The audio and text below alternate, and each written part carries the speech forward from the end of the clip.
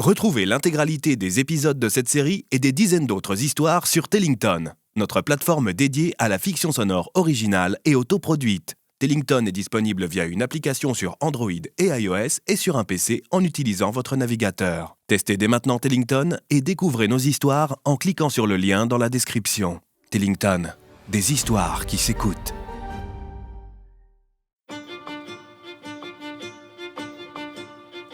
Il faut sauver Andrew. Chapitre 1. La visite d'Oswald. C'était un dimanche. L'inspecteur Nathan Bloom était tranquillement installé dans un fauteuil qui faisait face à son feu de cheminée. Comme bien souvent, lorsqu'il avait un peu de temps, il feuilletonnait un roman de Stephen Lloyd, un de ses auteurs favoris. Le jeune policier savourait l'instant. Dehors, il neigeait à gros flocons, comme souvent à Marmottin. Sa femme et ses enfants étaient partis voir de la famille et il avait la maison pour lui. Rien que pour lui. Tout était calme, si calme. Mais ce précieux moment fut bientôt interrompu par un grand vacarme. Quelqu'un s'était mis à frapper frénétiquement à la porte de l'inspecteur. Le père de famille soupira. « Naturellement, je ne peux jamais me reposer », grommela le jeune policier en refermant son livre avant de se diriger vers l'entrée de sa maison. Les tambourinements sur sa porte s'amplifièrent. « C'est bon, j'arrive !» Lorsque l'inspecteur ouvrit la porte, il fit face à un vieillard portant une longue barbe blanche. Il était en peignoir, et son apparence laissait supposer qu'il ne portait rien en dessous. « Ravioli !» lança le curieux visiteur. L'inspecteur roula des yeux. « Oswald, mais qu'est-ce que tu fais ici ?» Je l'ai récupéré devant la mairie. Il déambulait avec l'air désorienté et il a répété votre nom plusieurs fois. Du coup, je l'ai amené. » déclara le lieutenant Fonck en refermant la porte arrière de sa voiture de fonction. Le vieux fou avait bondi hors du véhicule à peine son chauffeur s'était-il garé. « Je vois, » lança l'inspecteur, à la fois exaspéré et intrigué. « Je vous offre un chocolat chaud ?» La réponse d'Oswald fut pour le moins curieuse. Ce dernier se contenta de faire un bisou sur le front de l'inspecteur avant de le pousser pour rentrer dans sa maison. « Hé Oswald, c'est mal poli ça !»« Il neige !» répondit le vieillard en se dirigeant vers la cuisine de l'inspecteur Bloom, tandis que ce dernier saluait le lieutenant Fonck. « Tout va comme vous voulez, lieutenant ?» On fait aller. J'ai la petite qui a attrapé la grippe, c'est un peu galère. Heureusement, Betty est en congé, elle peut s'en occuper. Il faudrait que vous passiez à la maison à l'occasion. Ça fait longtemps qu'on ne vous a pas vu avec Emma. Merci pour l'invitation, inspecteur, mais il faut que je vous parle de quelque chose. Lança Fonck en s'installant à la table de la salle à manger. Que se passe-t-il ? Demanda Nathan, inquiet. C'est Oswald. Il était vraiment bizarre tout à l'heure. Plus que d'habitude, vous voulez dire ? Oui, il était complètement à l'ouest quand je l'ai récupéré. Il essayait de discuter avec un bonhomme de neige. Jusque-là, je ne suis pas surpris. Il a toujours fait des choses incompréhensibles. Il lui manque une case à ce vieux sorcier. Ouais, je sais bien. Mais quand il m'a vu, il m'a attrapé par les épaules et m'a regardé avec les yeux rouges et gorgés de larmes. Il m'a dit « Vite, vite, Bloom, Bloom !» L'inspecteur fronça les sourcils. « Vite, vite, Bloom, Bloom !» Fonck hocha la tête et la discussion fut interrompue par un énorme vacarme provenant de la cuisine. L'inspecteur se leva d'un bond. « Oswald !»« Ravioli !» lança le vieillard d'un ton enthousiaste. L'inspecteur et le lieutenant se rendirent dans la cuisine. Le vieux propriétaire de porte devenu fou avait complètement dérangé les placards. « Ravioli !»« Non, je suis désolé, mais je n'ai pas de ravioli. »« Oh !» se plaignit le vieillard en affichant un air de petit garçon déçu. Le maître des lieux se tourna vers Fonck et se mit à parler à voix basse. « Il n'a pas l'air plus dérangé que d'habitude.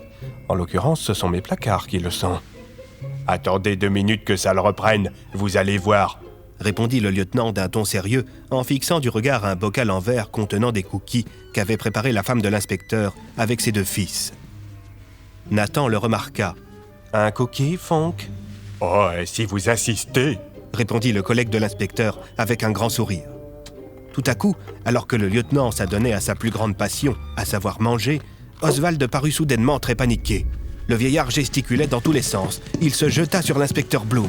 « Oh, oh, oh, oh, Bloom, Bloom, vite, vite, Bloom, Bloom, Bloom, oh, oh. » Bientôt, les yeux du vieillard se révulsèrent et s'emplirent d'une étrange lueur bleutée. Il se mit à parler d'une voix étrange. « Oh, inspecteur, Inspecteur! Ah! J'ai besoin de votre aide! Au secours! Ravioli! L'inspecteur prit un air sérieux. On croirait entendre Andrew. Les yeux de Fonk s'écarquillèrent. Oh non, ne me dites pas qu'Oswald l'a mangé. Non, c'est sans doute une sorte de sortilège. Reprit l'inspecteur.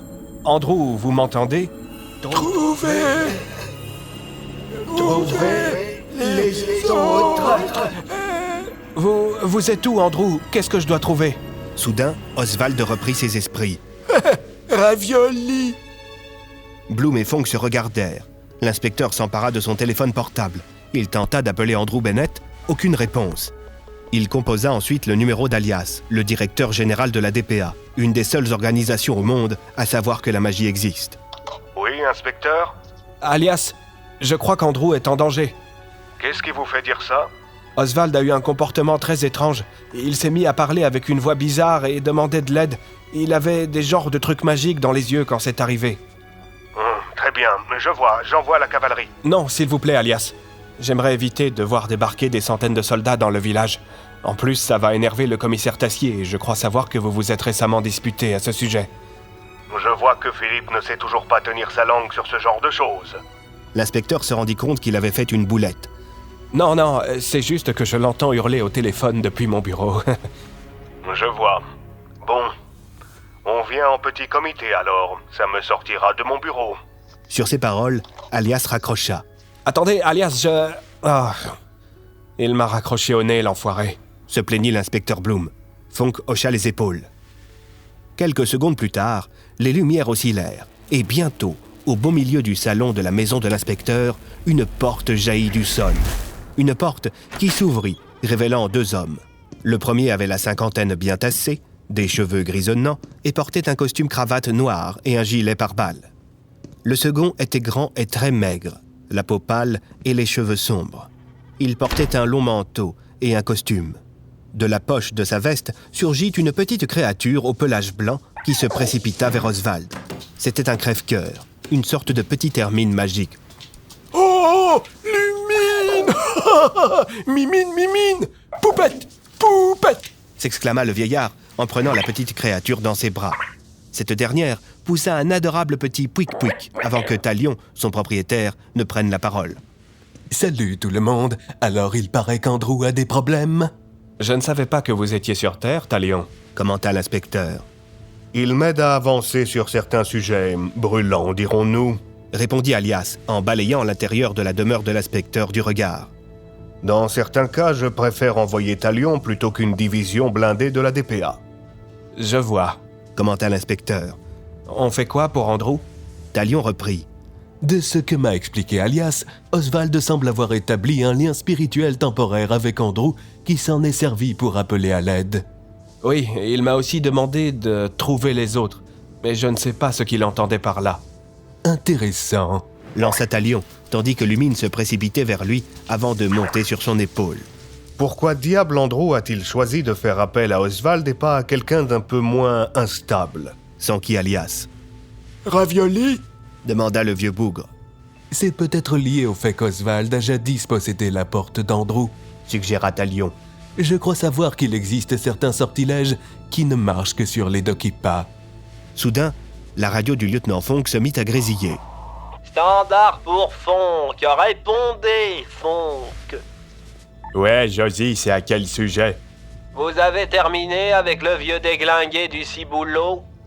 Les regards se tournèrent vers le lieutenant. Plus ou moins, pourquoi? On va avoir besoin de vous pour faire la circulation. Il y a eu un accident sur la départementale. Il y a des blessés? Oh ouais, plusieurs. Les pompiers sont déjà sur place et le commissaire Tassier se rend sur les lieux à l'instant. Bonne chance, commissaire. La voix du commissaire résonna dans le haut-parleur. Merci, Josie. Vous êtes avec Fonk? Possible. Josie, on n'a pas le temps de jouer. Fonk, vous m'entendez? Oui, commissaire. Rappliquez Fissa, la principale victime, c'est Gérard Vinzier. Bien reçu, j'arrive. Sur ces paroles, Bloom, Talion, Alias et Oswald quittèrent la maison de l'inspecteur et se tassèrent dans le 4x4 aux couleurs de la police de Marmottin du lieutenant Fonk. Ce dernier alluma sa sirène et écrasa l'accélérateur en direction de la départementale.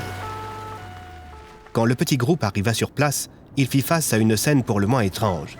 Une file de voitures encastrées les unes dans les autres et dont les conducteurs et passagers étaient pris en charge par les secours. « Ah, Fonk, vous voilà !»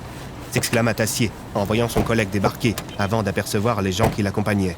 « Alias, Talion, qu'est-ce que vous faites à Marmottin ?» J'ai été appelé par l'inspecteur Bloom. Il semblerait que Bennett soit en danger, déclara le chef de la DPA. « Je crois plutôt que c'est lui le danger. » répondit le commissaire. Pourquoi ça? Demanda l'inspecteur Bloom. Tassier se dirigea alors vers le premier véhicule accidenté, suivi de près par ses collègues. « À cause de ça !» s'exclama le commissaire. La première voiture était celle de Gérard Vinzier, le maire de Marmottin. Elle était encastrée dans quelque chose d'étrange. « Elle est apparue comme ça, au beau milieu de la route !» s'exclama le conducteur en rejoignant les policiers avec la tête en sang. « Je n'arrive pas à le croire », lança Talion. La voiture du maire avait heurté de plein fouet une porte. Une porte indestructible qui était apparue au beau milieu de la route. Retrouvez les autres épisodes de cette série et des dizaines d'autres histoires originales sur Tellington. Le lien est dans la description.